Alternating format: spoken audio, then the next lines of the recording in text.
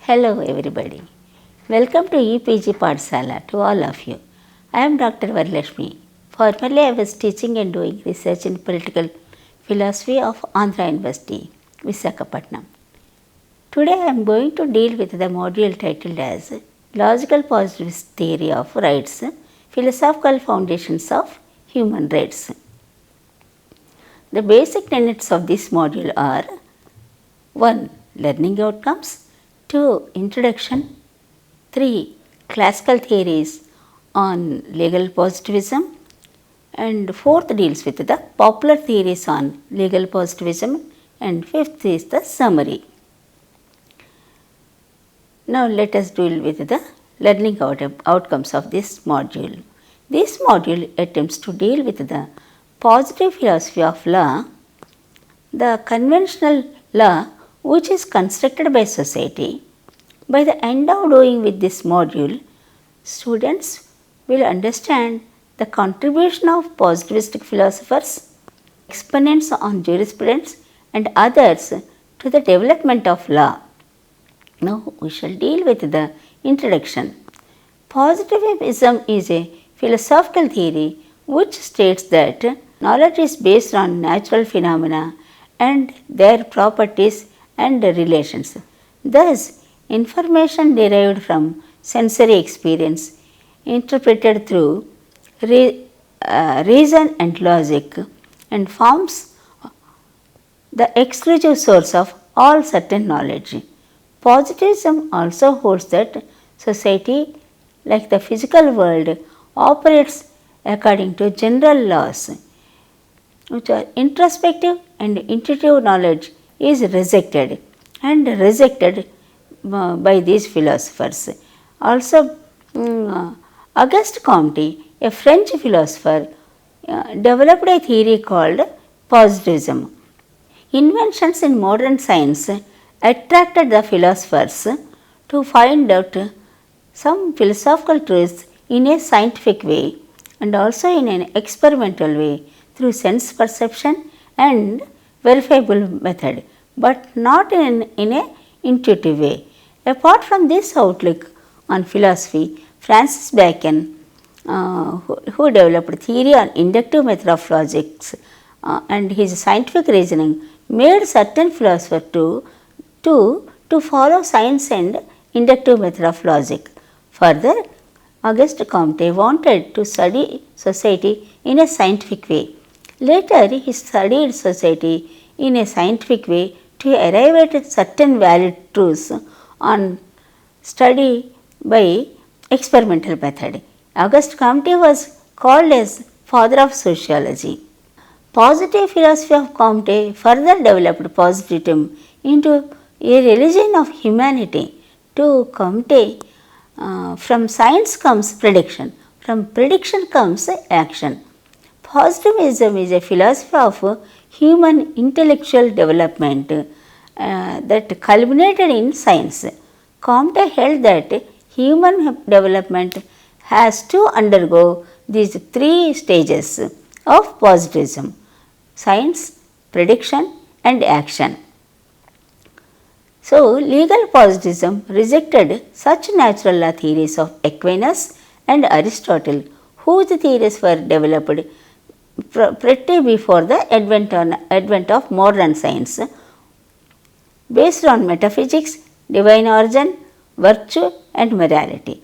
Further, legal positivism is studied in two ways: by studying natural law and relating it to authority or command, and other by later thinkers by studying law not as a command but through understanding the way it is practiced. Further, early classical theorists like Aquinas and Aristotle developed their theories before the advent of modern science based on virtues and morality. In the modern period, Hobbes, Locke, Bentham and Austin are some of the theorists who adhered to natural law based legal positivism, but morality includes even in the theories of Hobbes and Locke. But Hart and Kelsen and other modern theories based that law is not attached to morality but on the way law is in practice. For Bentham, Hobbes and Locke, they gave a preference to law of command and to sovereign authority in the classical times. In the modern period, instead of giving power to legislative functions, recent thinkers like Hart, Hans Kelsen and Joseph Raz focused on the power to law applying institutions. In course of time, recent theories also developed normative character of law as against coercive force of law. Legal positivism's importance is not confined to the philosophy of law alone, but also related to social theories of Karl Marx, Weber and Durkheim, and to the theories of most contemporary feminist scholars. Further, legal positivism is defined as the thesis that the existence and content of law depends on social facts but not on its merit. To positivism, law is a matter of what has been posited, what has been ordered and decided, and also practiced and tolerated.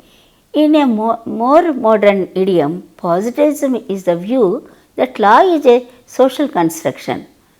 Now, we shall deal with the classical theories on legal positivism.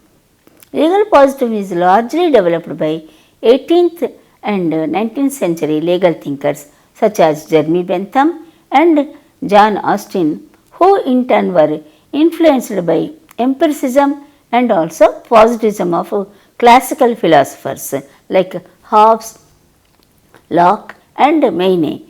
Political thought of modern period is also called as a reformative period as against Renaissance period.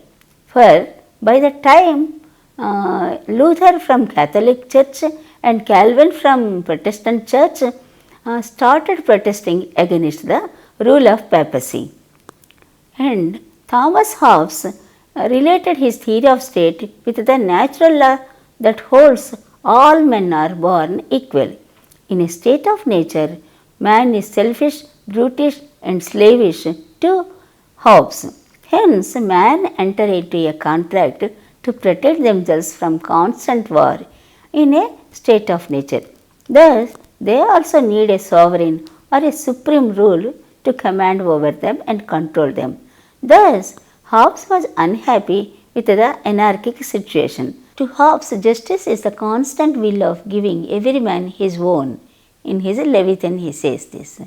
Referring to Cody, we read about Hobbes. Hobbes' outlook on morality and policies is very much that of a moralist.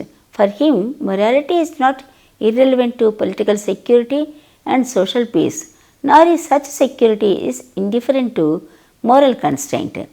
Political power is a precondition to morality to function fully, but there can be no secure political power which is not shaped by the moral dictates of natural law revealed by reason.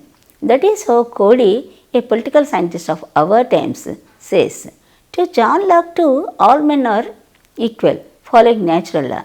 Locke is an empiricist who sensed the need for a rational philosophy and sense perception.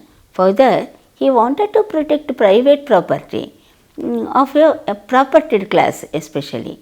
In his treatise on essay concerning human understanding, Locke refuted the divine right theory that is associated with Robert Filmer.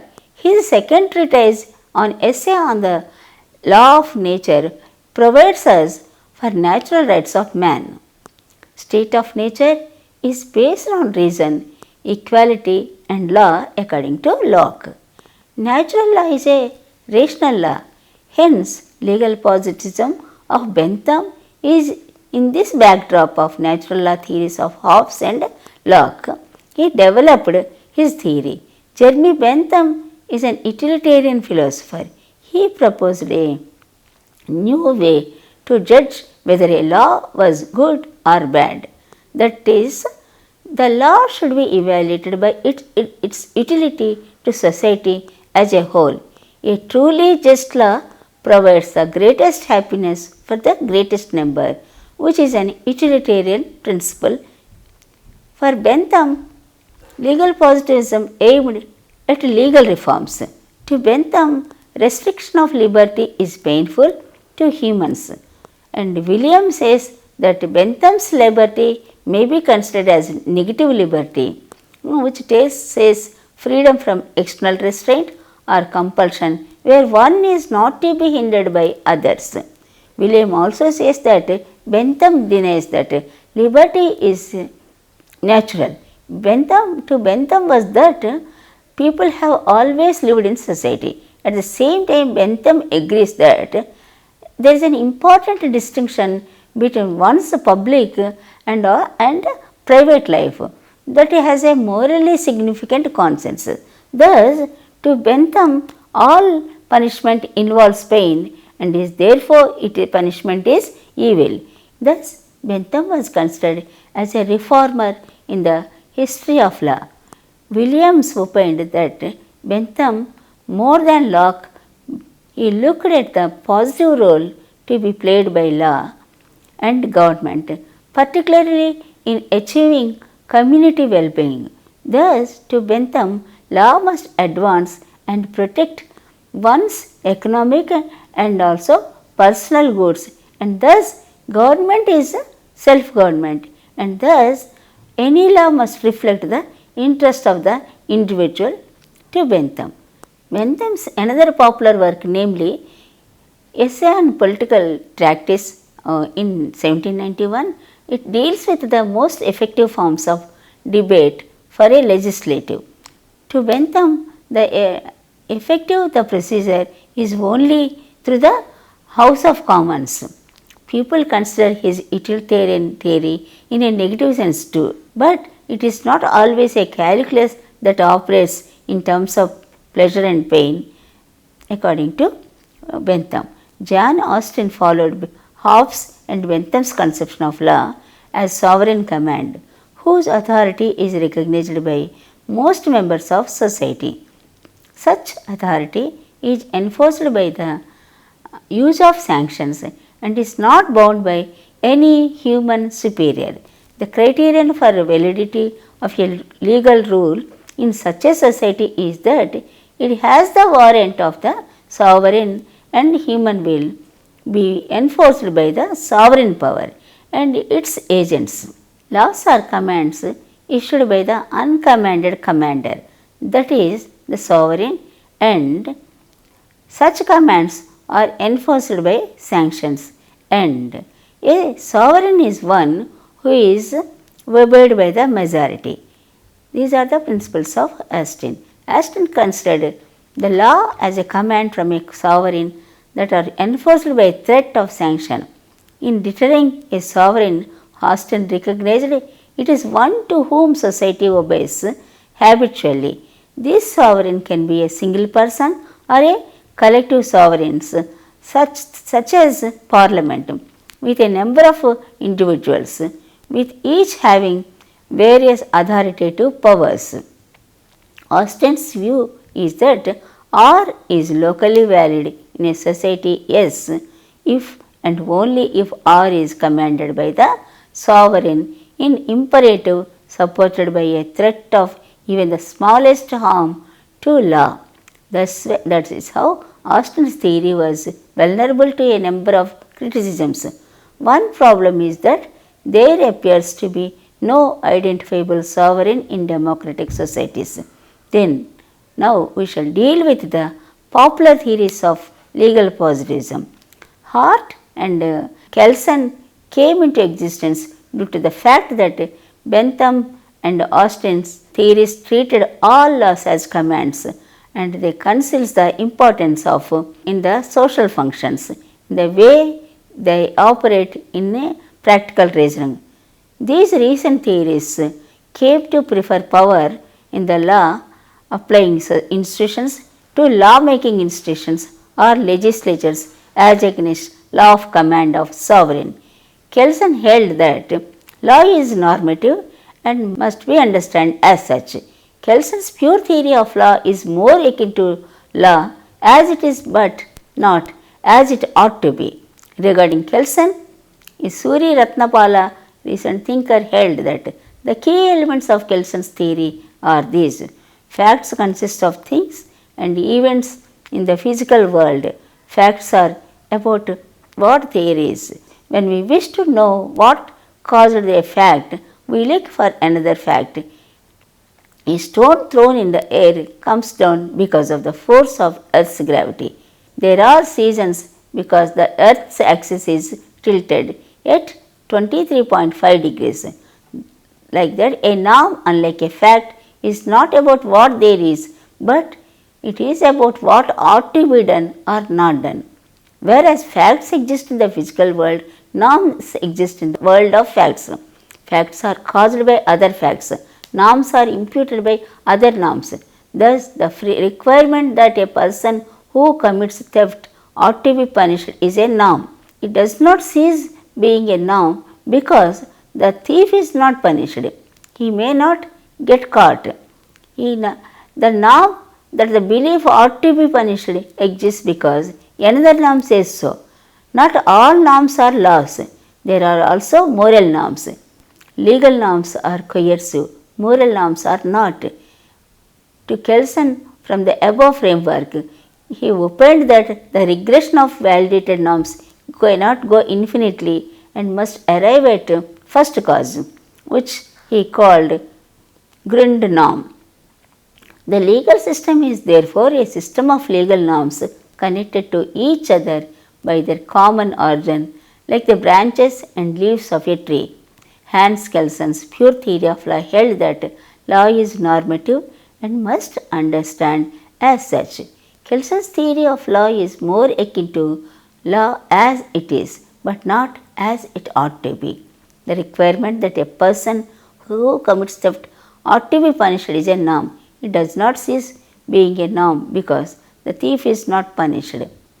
The norm that the thief ought to be punished exists because another norm says so. Not all norms are laws. There are also moral norms. Legal norms are coercive, but moral norms are not.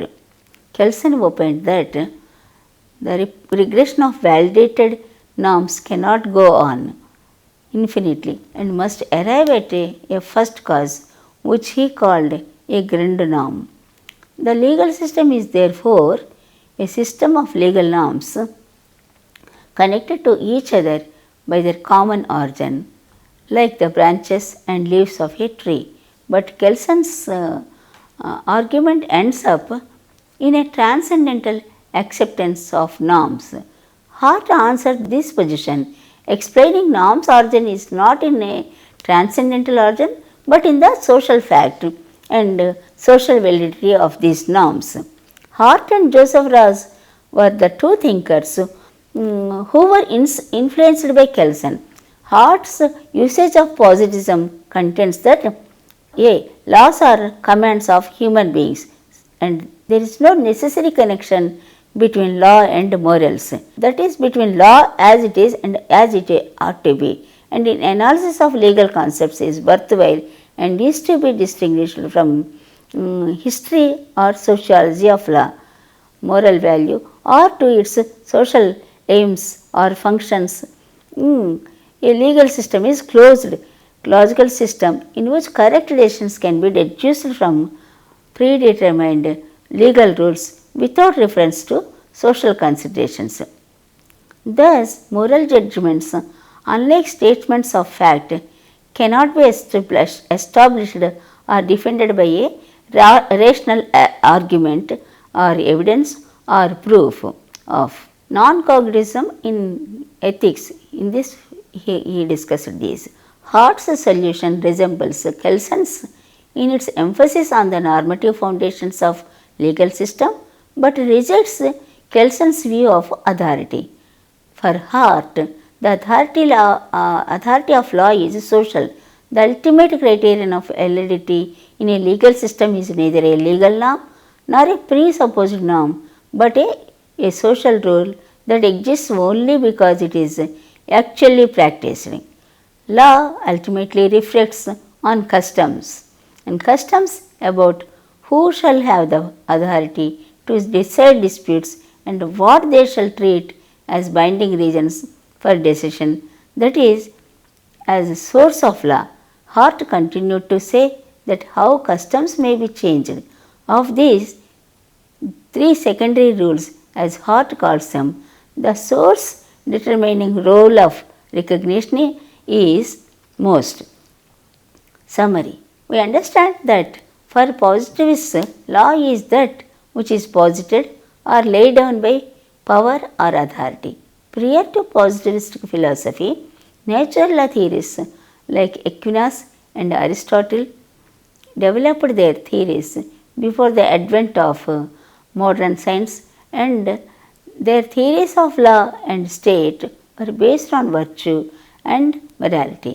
Later developed theories were influenced by science and scientific laws and also on reason, and they rejected the source of law based on metaphysics, divine origin, and virtue and morality. Further, legal positivism is studied in two ways: by studying natural law and relating it to authority or command, and other by later positivists by studying law not as a command but through understanding the way as it is practiced. While Hobbes, Locke, Bentham and Austin are some of the theorists adhere to natural law based and power based legal positivism, Kelsen, Hart and other modern theorists held that law is not attached to morality but on the law that is in practice. But law is not just posited by authority or that which is in practice alone. It is more than that. For in a democratic nation, law-making power is given again by the people, and people have the power to change it according to the changing social needs and with also humanistic concern. Thus, legal positivism needs some more insights from many disciplines like sociology to find out what sort of laws are required according to changing times and issues. Thank you.